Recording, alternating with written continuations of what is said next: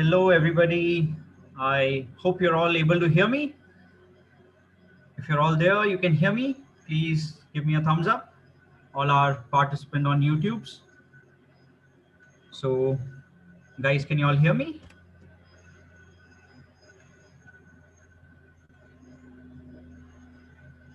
Well, some of you are there. So, all right, guys. So today we are actually up with a very interesting webinar. Why I call it very interesting? Because we will going to do an overall analysis. You know that the paper happened on 3 days, 2 shifts each day. So when it has happened with so many papers, we need to have an overall analysis. Let's say your paper was on 25th. What do you know what was asked on 26th? What was different from 24th? So each analysis we're going to do in detail for all of this. All right. So let's enter the topic, and I hope I suffice the need that you have for the overall analysis. First thing, I'll begin with the very first paper, which is on 24th. So let's see what was there on 24th. So first of all, I would like to share a general review. And the general review for the paper on 24th was that it was of moderate level. That was one thing. And I think all of those who have given must have felt this as well. The paper was really moderate, isn't it? Okay, now talking about the subject-wise analysis. Mathematics was kind of moderate. If you ask any teacher, mathematics teacher, they would say it's easy. But think from a student's perspective, well, it was pretty lengthy is what I have heard from most of the students. It was a bit complicated as well. That's what they said. All right. So mathematics was lengthy is what I would going to point out. Physics was again really moderate kind of paper. Most of the questions were direct. Few of them required some sort of thinking. So that is something about physics. Now, one thing that was common among all, and that was chemistry. Chemistry was actually found to be very easy actually. What is the reason of it to be easy? The reason was that it was pretty factual. It was memory based. So if you knew the answer, you had to just mark it. So you could have actually saved a lot of time from chemistry. That was the best part about it. So if you're bad at memorizing the facts, then you might would have found chemistry difficult. But that's the nature of chemistry. You have to remember a lot of things. You must have heard me in class bashing chemistry for so many facts without logic. So if you remembered them, you were in a win-win situation. Now, this was a general review. Let us also see which were the units that dominated. Now, here I'm talking about major units. So take, for instance, mathematics. I am talking about right now the 24th paper, okay, 24th Feb paper. Their mathematics was actually dominated by calculus in mathematics, vectors, probability, coordinate geometry, and complex numbers.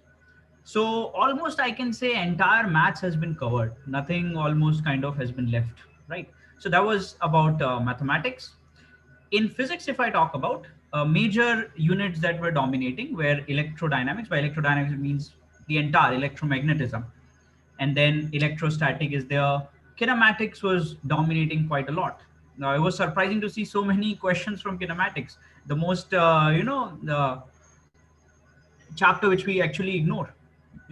So that is one thing. Chemistry, if I talk about, then organic and physical actually dominated. So organic, you had to remember many of the facts in organic also. So that was the problem. But overall, easy. So these are the dominating units. Doesn't mean that question only came from this, but most of them came from these units. And then we can talk about physics subject as a physics subject, because that is my subject. So what is the unit-wise analysis of this? So surprising fact was mechanics dominating quite a lot. So as I said, kinematics questions were there, and many other basic topics of mechanics like work, power, energy, Newton's laws of motion, friction questions were there, right? So that was also something very surprising. So it dominated almost 37% of the paper, mechanics. Then heats and thermodynamics, 17%. That is also pretty huge, guys, because remember, heat and thermodynamics is just a collection of few chapters, hardly 3 or 4, but it took up the 17% of the paper. So I was telling you from the very start, thermodynamics has to be done because it is double advantage. You can also do chemistry, thermodynamics, as well as physics. So thermodynamics should be done by everyone. That's like win-win situation. Electromagnetism was again 17%.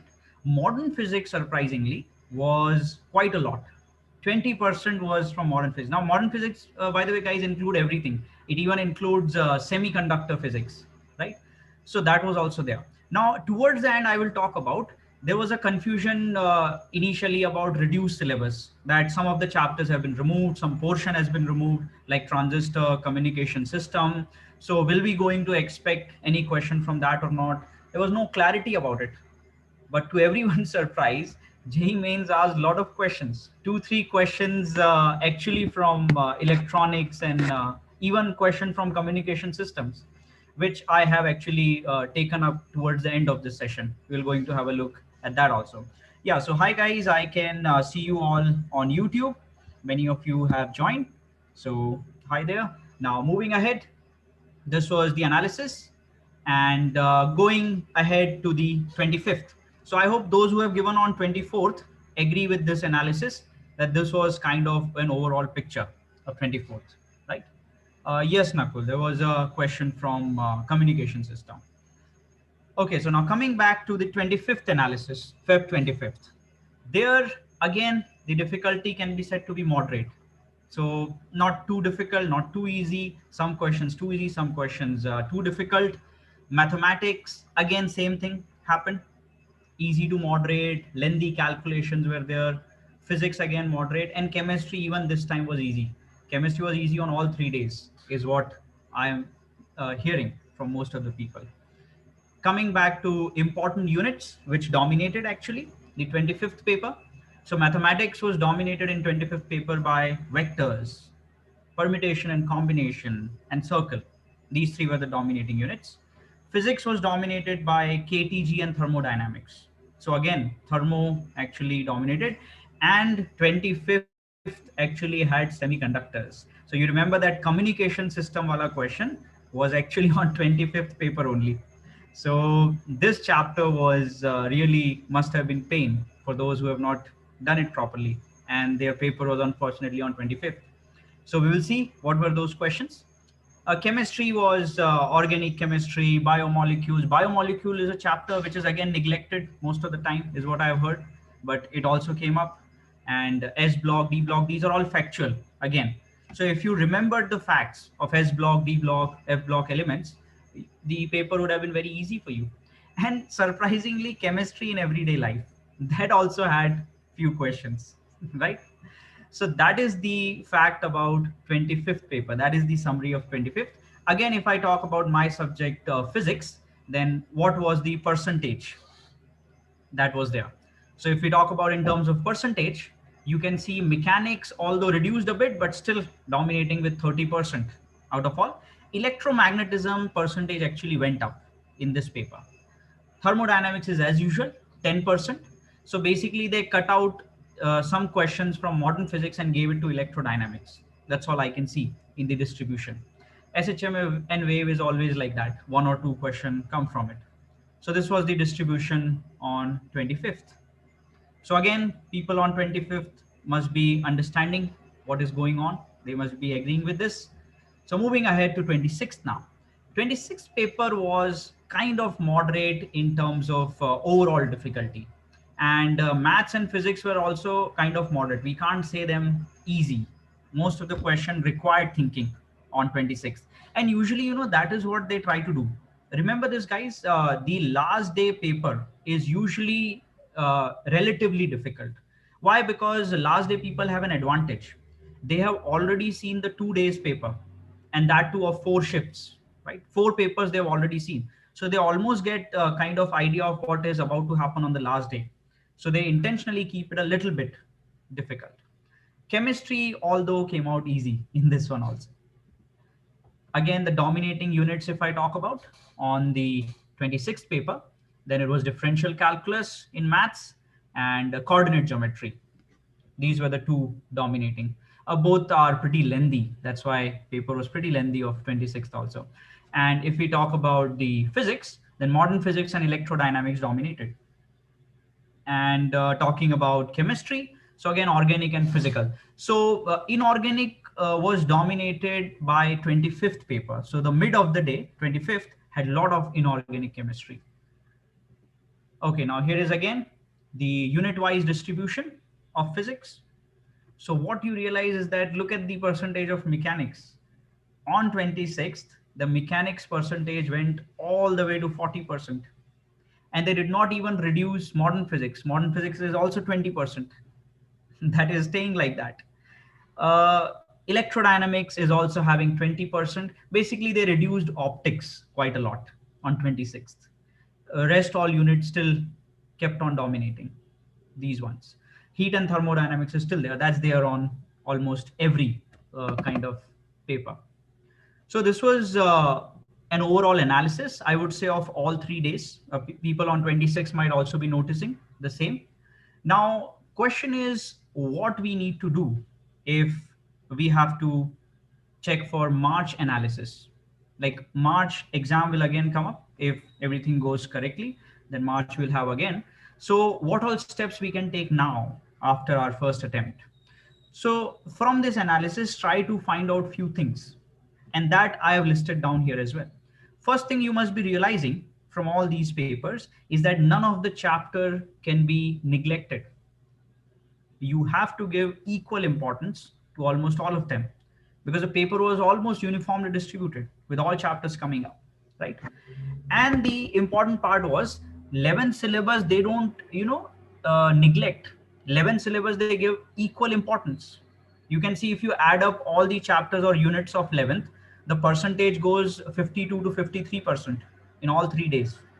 So more than 12, there were questions of 11th. So please don't neglect 11th chapters. They are very important. Their revision is very important. And some of the neglected topics, some of the topics that were left, they were, they're seen as, okay, question won't come from it. And those were semiconductors. There was a question from Earth's magnetic field. These topics nobody expected, but we got a question from it. So again, you have to now in the remaining time have to do in detail these topics. So even, as teachers, we were surprised because we also expected the same. Last year, no question came from communication system. No question came from transistors. So we were absolutely assured that no question would come this year as well, even after the fact that they've reduced it. So at least nothing would be there. But they surprise everyone. Every teacher is surprised. So now we will also take care in the upcoming classes that we will make you revise these topics which were left before. And one thing that is common among all subjects, and that is you found paper to be pretty lengthy, isn't it? Time was found to be less by most of the people. And the reason for that was the numerical type question. They had lengthy calculation, if you all would agree with me. So now your focus should be on that how to improve the speed. Somehow the speed has to be improved. You have to practice more and more. So rather than just focusing on concept and how to do question, please have a check on time also. More and more mock tests you need to attempt in the upcoming days.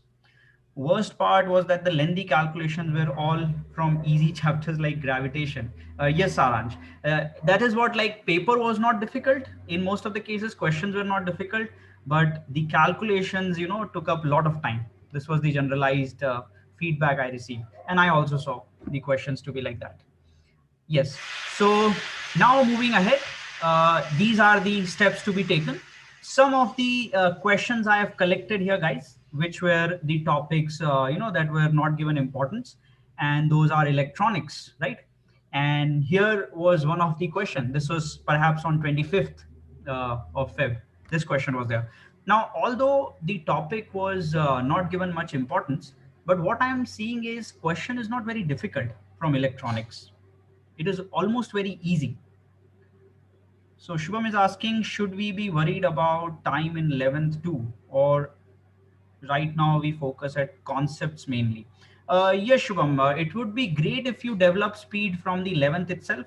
There is no harm in doing that. But yes, priority should be concepts now. Gradually, with more and more practice, by you reach your 12th grade, you can improve the speed. But for all those people who are currently in 12, they have already attempted JEE and are about to give in March. That's their sole priority now, improving the accuracy and speed. Okay. This one was 24th. Okay, so this must have been on 24th. I don't remember this on the day, but yeah, on all 3 days there were electronics question, right? So take for instance this question from a topic that was not given much importance. One may feel it's pretty difficult, but see how easy it was. It just utilized a simple logic that potential across Zener diode never changes. It acts like voltage regulator, isn't it? So you can clearly see the Zener potential is 5 volt and it is in series with 2 kilo ohm resistor. So that means across 2 kilo ohm resistor, the voltage will always going to be 5 volts. So I don't know if some of you solved this question or not. Did you guys attempt it? If not, then I may give you the solution right now. You can see how easy it is. So here, let me show you. So as I'm saying, across 2 kilo ohm, you can assume the same potential because of parallel combination. Across 2 kilo ohm is also 5 volt. And so they are just asking you the current, right? Current in the 2 kilo ohm. So easy, Ohm's law. I equals V by R. V is 5 and R is 2 kilo ohms. So how much? 2.5 milliamps. And they are asking in 10 raised to 4. So it becomes 25 into 10 raised to negative 4. So the answer was so easy. It was just 25. 25 was the correct answer for this. So how many of you got it correct in the actual exam day? Anyone?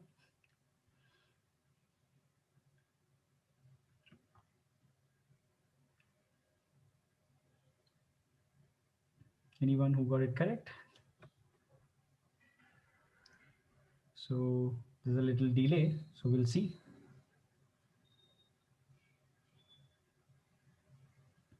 No one, it looks like.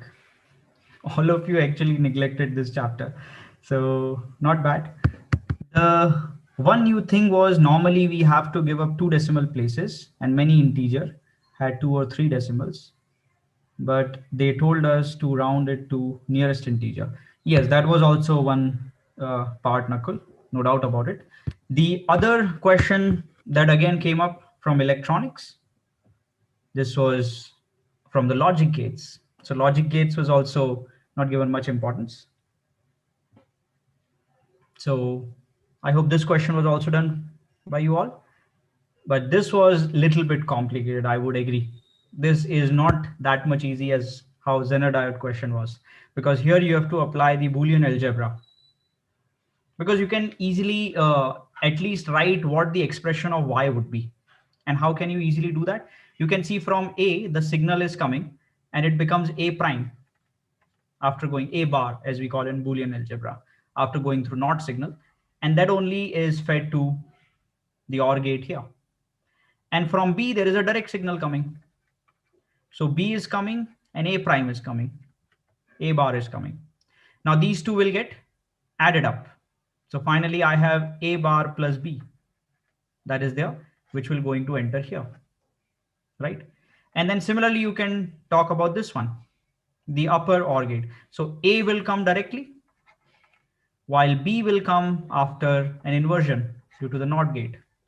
So here you will finally going to receive A plus B bar, and that is fed to NOR gate. So finally, what will be your, oh, I'm sorry, this is AND gate, my bad. This has to be multiplication. This is not OR, this is AND. All right, so that was multiplication, my bad. So AB bar and A bar B, and finally you have to NOR. NOR means add, and then again take a bar, isn't it? So that was the final formula for the Y. And then all you had to apply were Boolean algebra. And once you receive your final logic, you could easily solve it. All right. Even if you don't receive it, you can just actually keep on substituting here, A and B. Let's say you don't know Boolean algebra. I don't know what all these properties have been applied. right? So no worries, just substitute the values of A and B in this, the final formula that we have got, and you could have checked, isn't it? So that's how even this logic gate could have been done. But the problem is, again, time would be too much time would be taken in doing all that. So this was a bit lengthy in that point of view. And the entry of these types of questions, I hope you must have also seen these type of questions in the exam. Most of them were theory based. So what JEE Main wanted is that not only you just keep on practicing questions and questions, but also you must be aware of your concepts. So all of you, how did you find these type of question? Did you find them easy, difficult? How are they?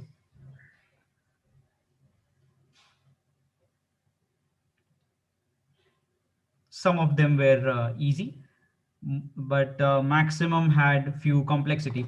Now, one good part about these type of question, did you see that they are kind of like assertion reason minus the complications of assertion reason? Why JEE Advanced actually scrapped assertion reason?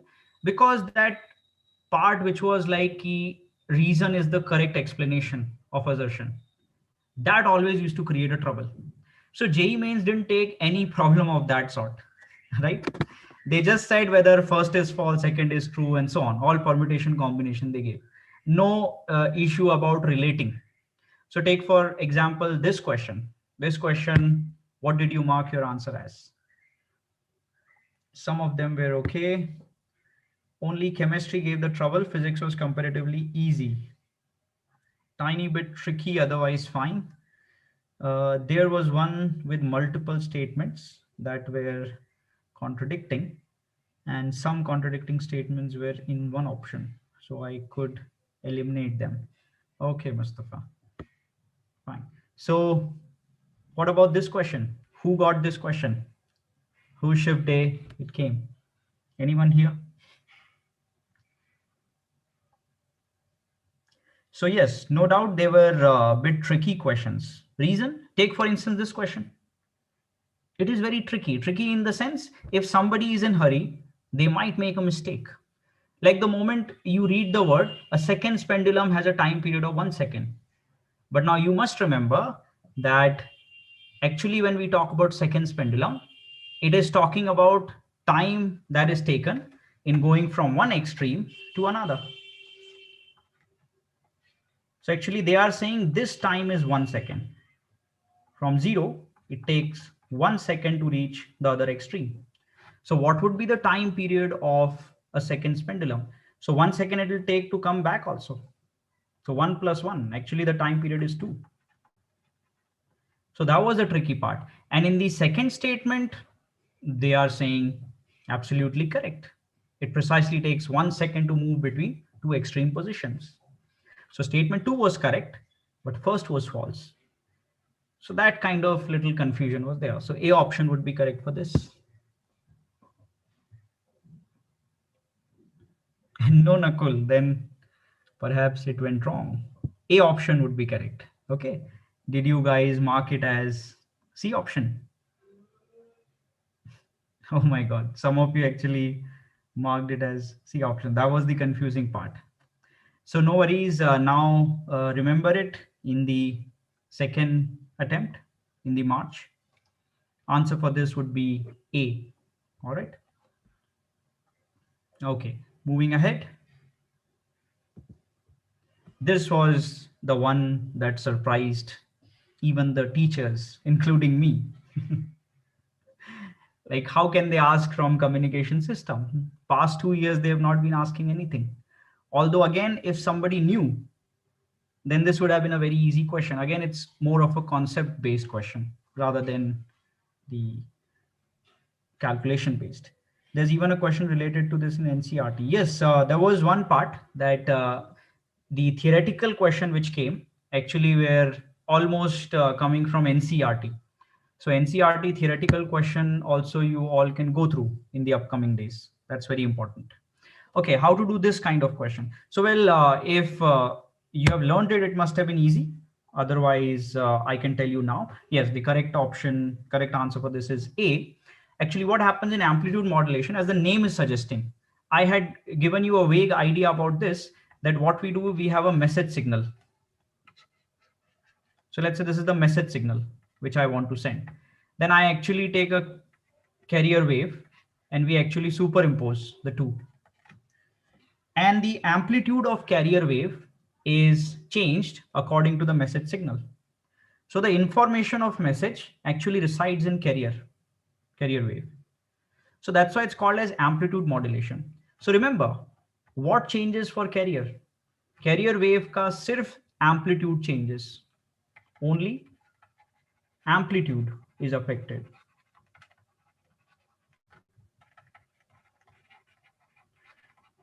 Its frequency is not affected. There is no change in the frequency of carrier wave, because if frequency would have been changed, it would be called as frequency modulation. You guys later on in college, you will going to learn that there is frequency modulation also. There is pulse modulation. Many types of modulation actually exist. Since in amplitude modulation, only amplitude is varied, then frequency is same. So the frequency of this would be same, FC, right? And if frequency is FC and the speed of light is c, then how can you get the wavelength? Speed by frequency. So correct answer is A. So you had to actually remember these concepts, that the final modulated wave actually will going to have the same frequency as carrier wave. Only the amplitude will change. All right, now moving ahead to another entry, surprising entry, and that was from transistor question. Emitter current was given, collector current was given, and then beta was asked. So again, it was very easy if somebody would have learned. It's a direct formula. Beta is actually IC over IB, right? Gain. And then base current can easily be written in terms of emitter and collector current. So here the correct answer was C option. 7/1. That's the correct answer. Then moving ahead. Again, an entry from kind of, neglected topic, and that is the electromagnetic wave. So electromagnetic wave is there. Here also the solution, although was very easy, 1 or 2 step question it was. Like sometime I vaguely told you that the refractive index is defined in terms of permeability and permittivity. These are the two factors that define it. So refractive index is actually root of ER mu R. So if you check here, the refractive index of the medium will come out to be 2. And then we know the speed of the wave is inversely proportional to the refractive index. So it would be C by N. Speed of light by N, refractive index. So speed of light is 3 into 10 raised to 8. And then you can divide by 2, which is 1.5, 10 raised to 8. But in terms of 10 raised to 7, it will be 15. 15 would be your answer. All right. So that's about the electromagnetic wave question. That's it from my end. Now, again, remember these important points that I told you, which will be important for your March preparation. Please, again, go through these important points.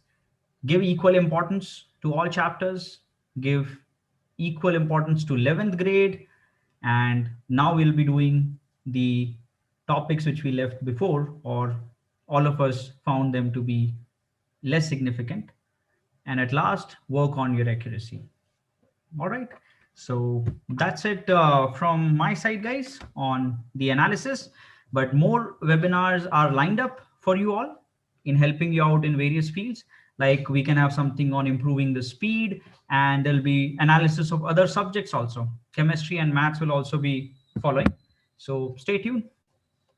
Goodbye, everyone. Okay, so I'm just saying there was a question from NCRT as well. Yes, they are giving importance to practicals also. So we will see all those things in the class. All right. See you guys in the class then.